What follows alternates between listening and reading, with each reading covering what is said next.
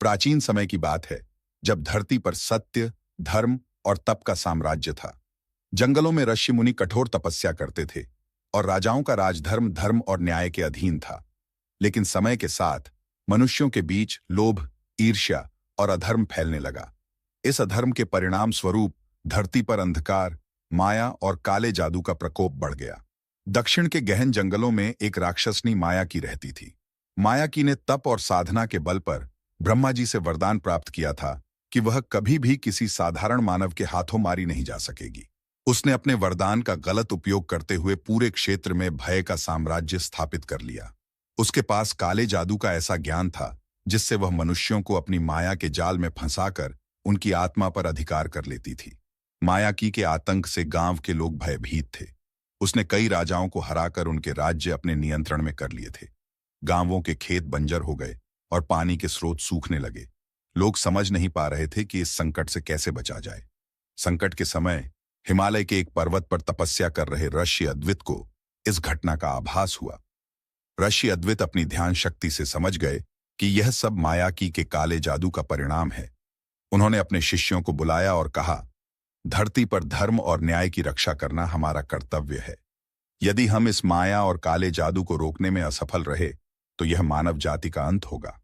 ऋषि अद्वित ने यह भी बताया कि मायाकी को हराना आसान नहीं होगा, क्योंकि वह एक वरदान से संरक्षित है।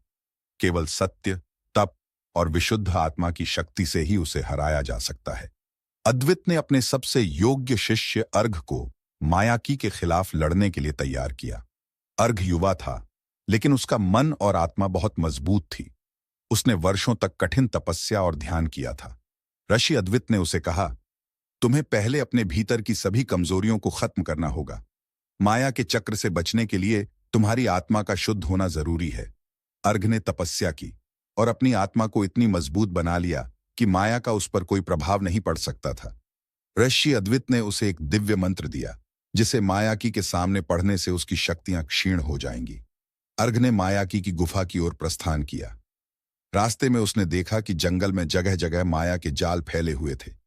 कहीं पर सुगंधित फूल उसकी ओर आकर्षित कर रहे थे, तो कहीं सुंदर दृश्य उसे विचलित करने का प्रयास कर रहे थे।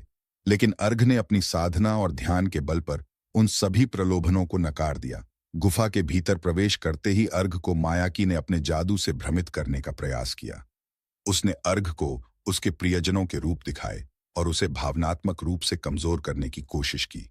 लेकिन अर्घ ने अपनी ध्यान शक्ति और ऋषि अद्वित के दिए मंत्र का स्मरण करते हुए इस माया को भी विफल कर दिया। ने क्रोधित होकर अर्घ के सामने प्रकट होकर कहा, तू कौन है जो मेरी माया को तोड़ने की हिम्मत कर रहा है? अर्घ ने साहसपूर्वक उत्तर दिया, मैं एक साधारण तपस्वी हूं, लेकिन धर्म और सत्य की रक्षा के लिए यहां आया हूं। तुम्हारा अंत आज निश्चित है।